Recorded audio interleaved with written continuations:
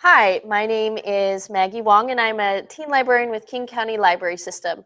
Today, I am with my Mount Si High School Freshman Campus Book Club, and we are speaking with Anna from Charity Water. So, Anna, thank you so much for being here today. Thank you for having me. Can you tell us, just for some context, what Charity Water is all about? Absolutely. So Charity Water is a nonprofit organization that is committed to bringing clean and safe drinking water to developing communities. Wonderful. Okay, so there are a lot of nonprofits that deal with water worldwide. I can probably think of 40 well, not off the top of my head, but I've come across 40 probably. What makes Charity Water unique? Yeah, it's a great question. So actually, a lot of the organizations you're thinking of, we probably work with a few of them. There are a lot of great organizations out there doing amazing work to help bring clean water to communities. Some things that set Charity Water apart, there are three things in particular that I think of. The first is our 100% model. So we work with a group of private donors who provide all of our operational costs, which allows 100% of all public donations to go to the ground. And the second thing is we want people to know what their impact is. So we're able to send our supporters reports with GPS coordinates, photographs, and more about the communities that they're impacting, which is really incredible. And the third is, we at Charity Water, we love telling stories. We love raising awareness, inviting our communities into the work that we do and fundraising. And we leave it up to local partners on the ground that we work with closely, but they're the ones who really implement and coordinate all of our water projects on the ground. That's so cool. So where does Charity Water put your projects in? And how do you decide where those projects go? That's a great question. So we have over 19,000 water projects in 24 countries around the world, and that's impacting 6.1 million people. So that's just a snapshot of our work that we've done in the last 9.5 years. We mainly work in and around Africa. Ethiopia is about a third of our portfolio. So we do a lot of work in Ethiopia, and a lot of our content comes from Ethiopia. We also work in Nepal, India, Pakistan, and Cambodia.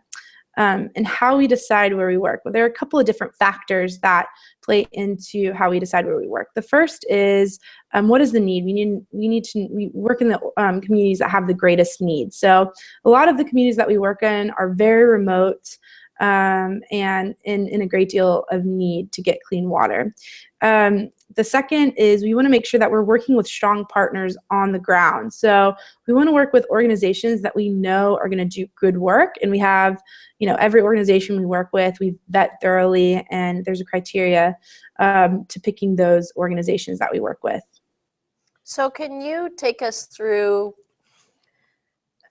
the water collection process before and after one of your projects is put into place? Yeah, absolutely. I'll talk a little bit about, so we have lots of different pieces of media that you guys can see on our site that talk a lot more about this. The one in particular, the most recent one, is a virtual reality film. Is it okay if I talk about that? Yeah, we paused for a little bit with some lag. So can you back up just a little bit of what you just said? Sorry. Absolutely. Sorry about that. So we have lots of different pieces of media online that talk more about the water crisis. But one in particular that I'm thinking of is a virtual reality film that we just produced last year. I don't know if any of you guys are familiar with virtual reality, but it's a new piece of technology that allows people to experience the way they view content in a different way. It's like 360 directional sound. You can look around you. And for us, we're really excited because we're able to bring people to the field without actually bringing them to the field. And the story that we feature is about a girl named Salam. She's 13 years old. And it talks a lot about her process in collecting water and how that really impacts her day. So she spends several hours each day collecting water for her family. She has 2 younger siblings and a father. Her mother has passed away, so she's sort of the lead woman in the household. A lot of the responsibility falls on her, and so she'll spend hours collecting water from like what looks like a swamp, so very dirty water, and then she's not able to collect enough for her family for the day. She goes back home. They don't have enough water to bathe, to wash clothes, cook food, etc., to drink, and it's very, very dirty. And so her family is not as healthy as they should be. And so this impacts her day, or her life, in the sense that she's unable to go to school 5 days a week. She's unhealthy. She spends a lot of time collecting water and not a lot of time with her family or the chores that she needs to take care of. At the end of the film, you see how her community gets clean water and how that really impacts her life. She's able to see the water point from her house, and it's clean water that she's able to collect, and she's able to collect twice as much as she was before. And now she spends 5 days a week in school because of that. And they're healthier, which is also great. And they have enough water to bathe and to clean and for their school uniforms, etc. And that's just one Okay. story. Very cool. So I would imagine that when you're talking about 13-year-old girls and going quite a distance to go get water, that there's a lot of dangers that they're going to face. What are some of those dangers that girls and children are faced with as they collect water? Yeah, we've heard a lot of stories about security issues because they're walking on long, isolated roads where there isn't security or there isn't light.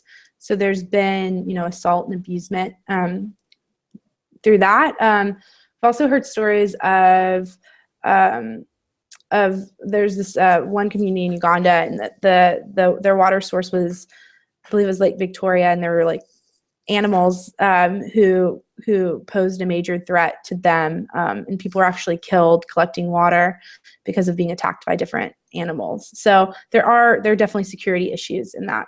Right. So they have to leave their life to go get water. It's dangerous in terms of threats from weather, from animals, and probably from other humans.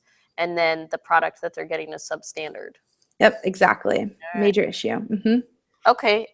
So I've got some questions from students. What influenced you most on getting started with this job? Yeah, that's such a great question. So I studied political science in college and learned a lot about the different issues that were happening around the world, and immediately got into nonprofits. So I've been working with nonprofits for the past almost 10 years now.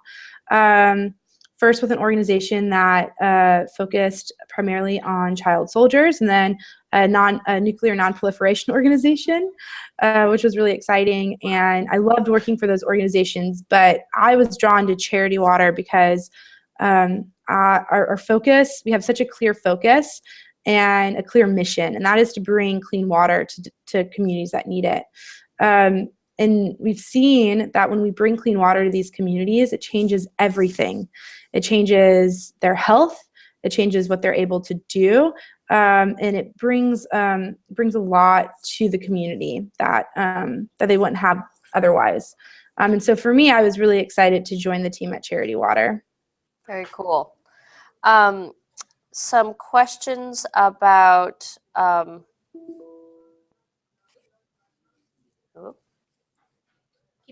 okay, sorry. Some questions about your Charity Water as an organization. How long has the organization been running, and what are the long-term goals for the future of water projects? Yeah, that's such a great question. So we've been an organization for about 9.5 years. Again, we've been able to impact over 19,000 communities in 24 countries, which is really exciting. Our goal is to end the water crisis. So there are 663 million people without access to clean water. That is a lot of people. Yeah. And the good news is that number's gone down. So a couple of years ago, it was 748 million. So we're moving in the right direction, but obviously we have a long way to go. And so for us, we want to continue the work that we do. We want to continue to grow to grow as an organization. And then I think one of the coolest things that we're working on right now is just keeping water flowing and making sure that these projects are functioning properly through innovative technology that we've produced. Yeah. I had a question about that, which is, what is the best way to acquire water underground, or are there different types or styles for collecting water? Yeah, that's a great question. So we provide 9 different types of solutions, and depending, there are certain factors that depend on what solution we use, like where are those communities located regionally, what's the local economy like, what's the climate like. So in places like Ethiopia, we work in a region called Tigray mostly, which is right on the edge of the Sahel. So it's very dry. And we do a lot of hand-dug wells and drilled wells because they have underground aquifers that we can tap into. In places like Cambodia, we'll use biosand filters because they have access to water, but it's just contaminated. So we need to clean that water, and we do that through biosand filters. So yeah, there's a lot of different solutions that we can offer. It just depends on what's going to work best for that community. All right. So, Anna, have you ever been to visit any of the projects? Yeah, so I actually got to travel to Ethiopia last year with Charity Water, which was an incredible experience. We got to visit communities that didn't have access to clean water, but were going to get clean water projects in the coming weeks that were Charity Water projects. Right. That was pretty eye-opening in the sense that I was able to see firsthand what some of these water sources look like. They are, some of them are barely streams. They're very shallow, and baking in the hot desert. And oftentimes there is, they share it with cattle, and those cattle are defecating. Sorry, that's my computer. Those cattle are defecating in those water sources, so it's very, very unclean. So that was like really, really eye-opening to me. Also, we did a water walk with the community. So we actually went and gathered water and then brought it, carried these jerry cans, which can weigh 40 pounds Those plus. are the big yellow ones, right? Big yellow jerry cans. Yeah. And it is, and you're doing it in the heat on terrain that is very rough. And oftentimes they don't have proper shoes for that. So that was really sobering. We also got to visit projects that were communities that had clean water projects. We went to a school that had a clean water project. We planted trees with them. We had a huge and very intense soccer game with them, which was really exciting. And you can visibly see that those kids are healthier. Like those kids, they're running around, they're playing. In the communities that didn't have clean water, I noticed that there was a lot of coughing. A lot of the kids had eye infections and stuff. So you see very visibly how different it is. Just access to water. Mm-hmm. So that tailors into this student's question, which is, how have you been impacted by working with this organization? Yeah, that's such a great question. Going to Ethiopia was eye-opening for me. It was the first developing community or country that I've ever visited.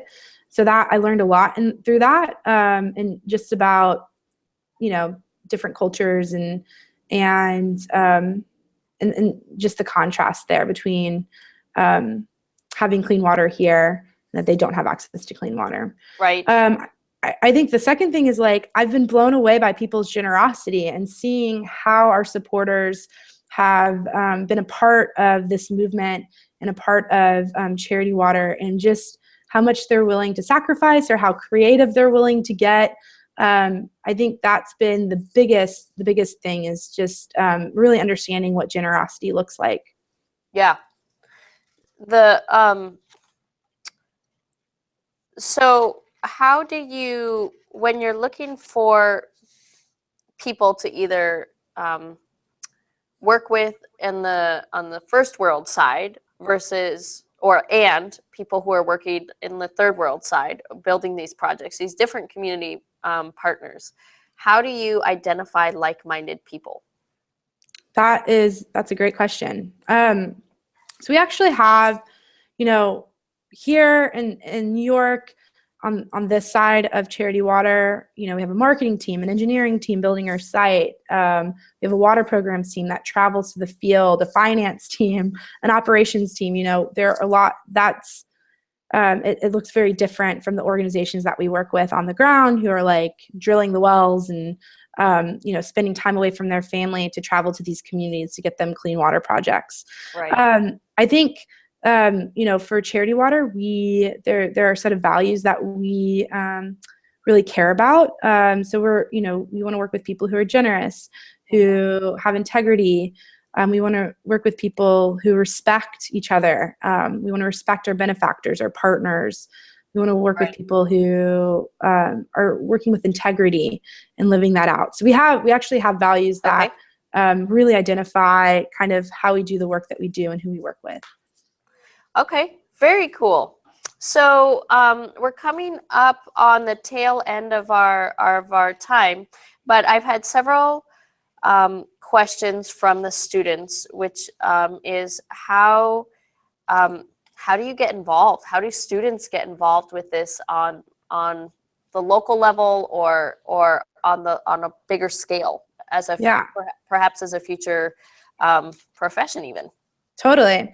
So I would say right now, the biggest thing that you guys can do is to tell your communities about the water crisis and share about what the water crisis looks like. CharityWater.org has a lot of different resources that you can use through media and different like our blog and videos and just share like information that you can share with people. And there are different ways to get involved. You can volunteer, you can run a campaign. You guys are welcome to email me to talk through exactly what that looks like. In the future, I would say, the great thing about when I look at Charity Water staff, it's incredibly diverse. Sure. We have folks that have 15 years of experience in disaster relief. We have people who have experience in marketing, or they come from the corporate world, or they've run political campaigns. I think what's really interesting is we're able to just utilize all different types of strengths, and we have a really incredible creative team. I think as a profession, it just depends on what you're interested in, and tailoring that to a greater cause that you care about, which a lot of our staff have been able to do, if that makes sense. Right. Absolutely. Now, I don't recall if we've talked about this, but what do you do with Charity Water? Yeah, so I work with all of our supporters. So I work with our volunteers, our interns, and I work a lot with our staff too. But I mostly am in the realm of like education and creating awareness and thinking of those opportunities to get people like you guys involved with Charity Water and in the work that we do. Very cool. Very cool. Students, any final questions that you want to submit? Okay. Well, my question is, when water is such a huge issue, I mean, when we're talking about what do we say? 663 million people don't have access to close or clean drinking water. How do you stay inspired to continue working with a project that's on this scale? Yeah, that's such a great question. I think with any work that you do, when you're working with communities, you have to really focus on the victories. And we've been able to impact a lot of folks. And we've been able to see how having clean water has really changed the way they live, whether they've become, because they don't have to spend as much time collecting clean water, or they don't have to spend money on health issues. They're able to start their own small businesses. People like Salam are able to go to school 5 days a week. Women and children, they don't carry the burden of collecting dirty water and walking hours a day. So I think that's really inspiring. I love that. And then I also love just the creativity of our supporters and their generosity and how they've gotten involved, and also the commitment that our partners have too in the field and the work that they do. So there are a lot of different moving pieces that help make our work possible. And I think when I take a step back and I look at the big picture and I see all the different pieces that are involved, that's really inspiring to me. Very cool. Well, Anna, thank you so much. Students, let's give her a hand of applause. I appreciate you so much. Again, this is Anna with Charity Water, and this is a presentation presented by King County Library System. Thank you so much. Bye.